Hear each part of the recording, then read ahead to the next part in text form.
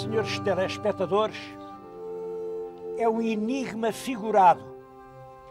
O senhor telespectador vai adivinhar o que isto quer dizer. Eu dou já uma ajuda. Não é só uma frase feita, é o nome de uma terra. A árvore que viram é um freixo, um velho freixo, já com muitos séculos. Bom, e o objeto que está à cinta do freixo é uma espada. Temos, portanto, aqui um freixo com uma espada à cinta. O senhor telespectador adivinha, coragem. Então, um freixo com uma espada à cinta, o que é que isto quererá dizer? Se calhar alguns conseguiram. Quer dizer, freixo de espada à cinta. Realmente este nome, freixo de espada à cinta, para uma terra é um nome estranho. E muita gente tem pensado nele para ver o que é que isto quererá dizer. Bom, a primeira coisa que eu quero acentuar é isto.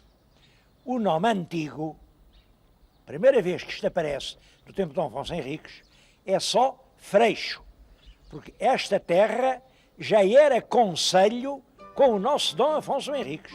É só Freixo. Mais tarde, por exemplo, no tempo do Dom Dinis, já aparece com outro nome, Freixo de espada-cinta. Não é espada à cinta, é espada-cinta. Espada-cinta quer dizer, nessa altura, um homem armado. Um homem de espada-cinta é um homem armado, porque, claro, é arma nobre. A espada sempre teve um sentido de nobreza. É até curioso isto. Era proibido o homem do povo, das classes populares, usar espada. Só o fidalgo é que podia usar espada.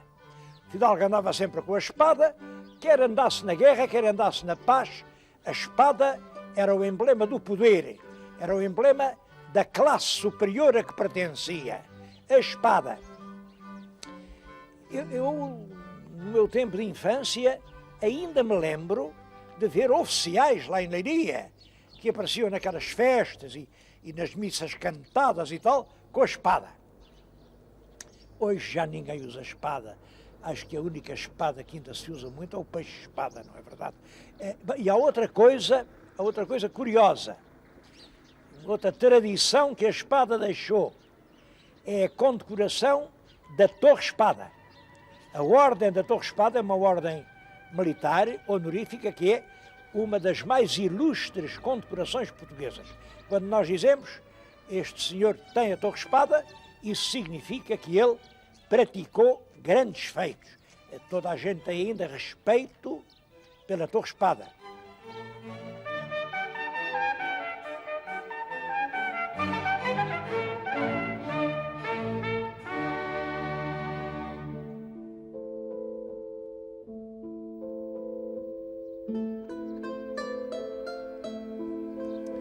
A lenda sobre o nome de Freixo de espada à cinta é muito bonita. Diz que o rei Dom Dinis passou um dia por aqui, já vinha muito cansado, e então, quando chegou aqui a esta altura, deitou-se no chão, tirou o cinturão com a espada, havia ali um freixo, ele pôs aquilo no freixo e adormeceu profundamente. Adormeceu e teve um sonho. Era o freixo que falava com ele. E o freixo, armado com aquela espada, dizia-lhe o que ia ser o futuro de Portugal. Contava-lhe agora e depois vai acontecer, e no século a seguir, e outros reis virão depois. Contou. Ninguém sabe o que o freixo disse ao rei. Mas o que se sabe é quando o rei despertou, pôs-se em pé e, entusiasmado, disse para os homens que o cercavam: de hoje em diante, esta terra vai chamar-se Freixo de Espada-Cinta. É claro que isto é uma lenda sem sim, sem qualquer possibilidade. Eu também gostava de saber o que é que o Freixo disse ao rei, porque o que aconteceu até agora a gente sabe, mas estamos todos ainda mortos de curiosidade por saber o que é que vai acontecer a seguir. Segundo a lenda, o rei ficou muito contente, mudou o nome à terra. A lenda pode ter até alguns 5 reis de verdade, porque foi realmente o Dom Dinis quem mandou construir o castelo. Esta torre que vê na nossa frente, uma torre muito alta, de certo modo lembra uma espada. É possível que as pessoas tenham dito, bom, agora isto é uma vila armada, é uma vila de espada-cinta. Mas isto é uma pura hipótese.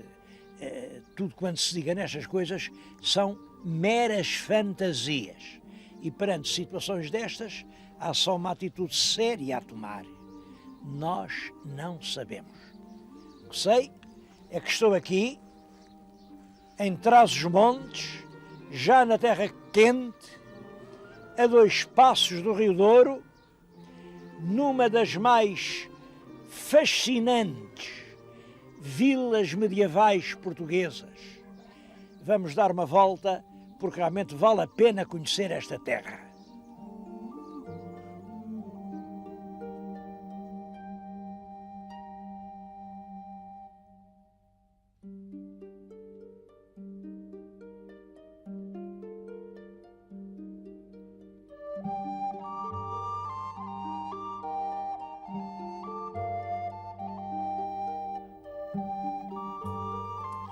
A Igreja Matriz é ainda hoje um tesouro de relíquias. É claro, a primeira igreja eu penso que é do século XII, seria uma pequena igreja românica, foi sendo ampliada. O que hoje temos é um magnífico templo de 3 naves, fundamentalmente do tempo do rei Dom Manuel I, portanto, cerca de 1500, 1520.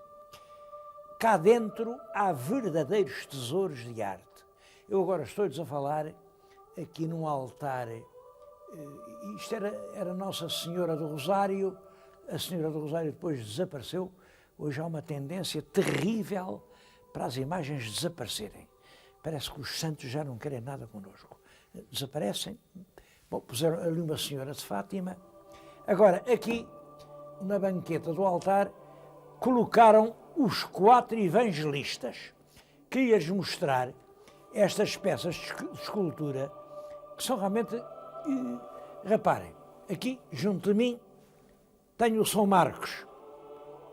São Marcos com o leão ao lado. São Marcos, como veem, está a escrever, são os 4 evangelistas, portanto ele está a escrever o seu evangelho. Bom, depois do São Marcos, é claro, ele está aqui, hoje está aqui no altar, era o lugar dele. Temos depois um São Mateus, um extraordinário São Mateus, porque este São Mateus, como veem, usa lunetas. Nesta altura, os sábios, as pessoas que liam muito, cansavam a vista e eram obrigados a usar aqui esta coisa sobre o nariz, as lunetas. O anjo apresenta-lhe o tinteiro onde ele está a molhar a pena, e é inspirado pelo anjo, através das lunetas, que ele escreve o seu Evangelho. Além, é um lindíssimo São João, reparem. Bom, e o último é um São Lucas, também já com o Evangelho escrito e o tinteiro com que o escreveu. Estas peças são praticamente desconhecidas dos portugueses. E eu penso que lindo seria haver miniaturas de cada uma destas coisas, para, em formato pequeno, em qualquer material que se pudesse fazer industrialmente. Reparem, eu julgo que não haveria nenhum oculista em Portugal que não quisesse ter lá este São Mateus, o primeiro homem do mundo a usar óculos para poder ler. Mas há muito mais coisas para ver na igreja.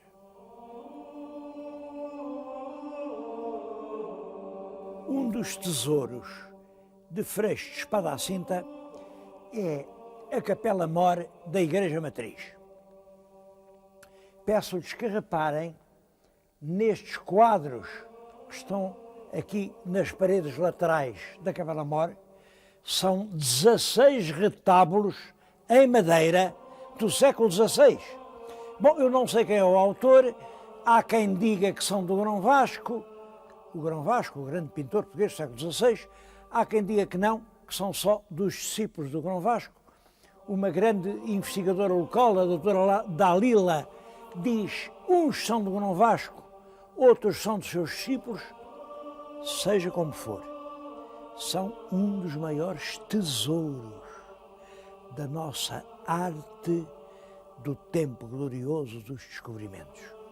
Bom, ninguém os vê, ninguém os conhece, porque eles estão aqui mal iluminados, estão a uma altura que a gente mal os pode ver, lá os de cima, eu nem consegui ver o assunto.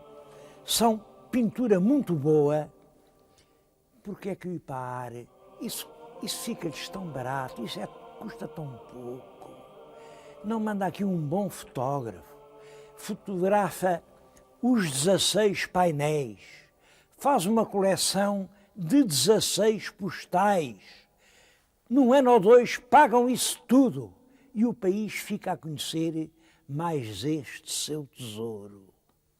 Bom, além dos quadros, há o santo da igreja. A igreja era consagrada a São Miguel Arcanjo. Está aqui na minha frente. Para mim, e conheço alguns outros, é a mais bela imagem de São Miguel Arcanjo que existe em Portugal. Reparem, é um jovem guerreiro, armado a rigor, um guerreiro do século XVI, que com uma grande espada está a matar o diabo. O diabo é o mal. Está aqui, ele ainda está aqui a contorcer-se todo. O anjo triunfa e crava a sua espada matando o mal. Eu acho que é uma espada parecida com aquela que eu há bocadinho mostrei em Freixo de Espada à Cinta. A espada para matar o diabo que representa o mal. O mal continua a existir, claro que continua, o mal nunca acaba. Hoje, o mal é o dragão do oportunismo, do seguidismo, desta preguiça mental que nos leva a achar isto está bem só porque o Sr. Fulano ou o Sr. Cicrano disse que isto estava bem. Eu penso que é contra isso que hoje o São Miguel está a brandir a sua espada. Nós não seremos ninguém enquanto não formos capitães da nossa própria alma.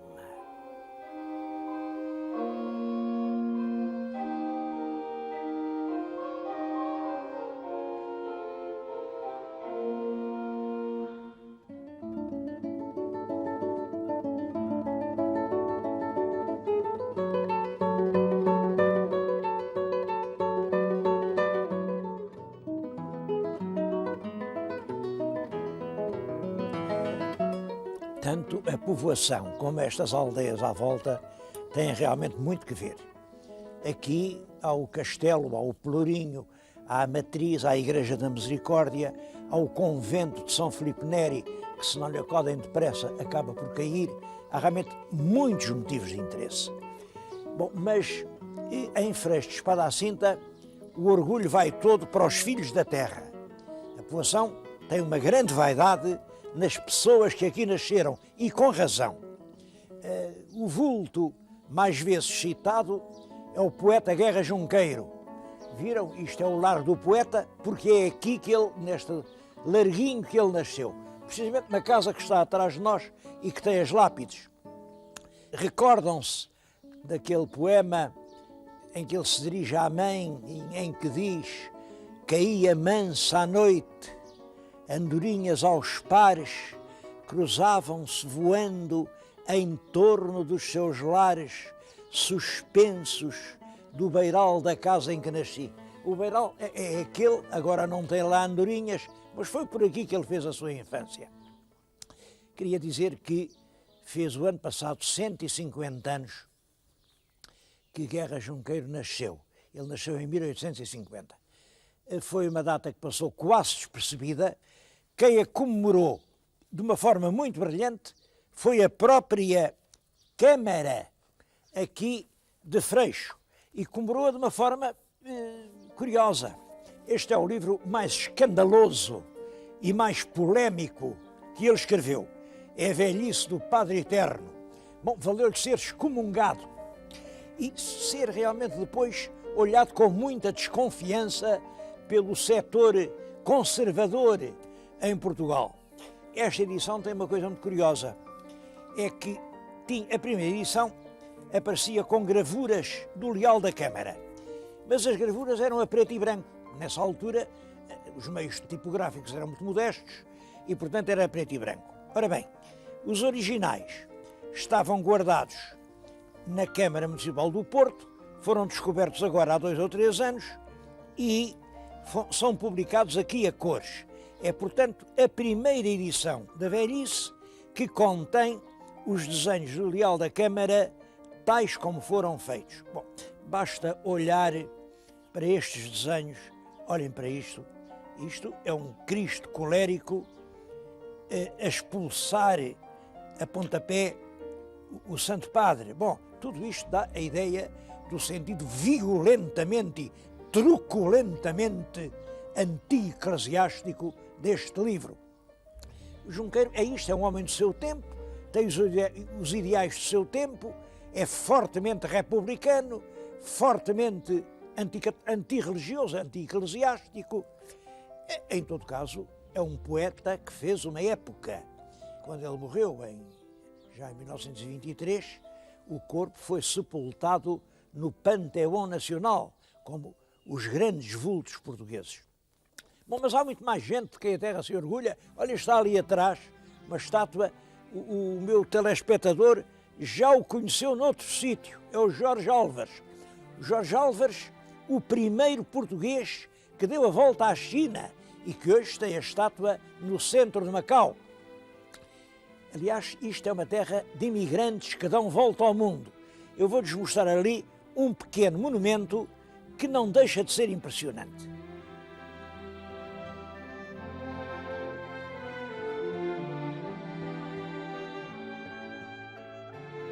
O monumento tem 3 blocos, cada um com uma lista de nomes. Bom, estas lápides com muitos nomes são frequentes nas vilas portuguesas, geralmente são os mortos da Primeira Guerra Mundial. Aqui não são. Isto são as listas de missionários nascidos aqui em Freixo de Espada à Cinta e que têm andado por esse mundo. Aqui, olha, Macau, Timor, Singapura, Estados Unidos, Macau, Malaca. Bom, aqui nesta lápide há 2 nomes meus conhecidos. O Monsenhor Manuel Teixeira, que em 1934 foi para Macau e que ainda hoje lá está. Tem mais de 90 anos e continua a pregar, continua a sua missão. E é aqui o Padre Sá, era Artur Basílio de Sá, foi meu colega no Instituto Superior de Estudos Ultramarinos e era realmente uma personalidade de eleição, era um homem raro. Daquele lado há outros tantos, ao todo são 50, isto é tudo gente do século XIX ou XX, porque se a lista fosse até ao século XVI, eles podiam ser centenas. É curioso, uma terra tão pequena que dá tantos missionários. O missionário não sai da sua terra para ganhar dinheiro, não. Sai levado por uma razão maior. Sai levado para levar a outros povos aquilo que ele entende que são os caminhos da salvação. Bom, e sem dúvida isto deixa-nos uma ideia admirável da têmpera desta gente de Freixo de Espada à Cinta.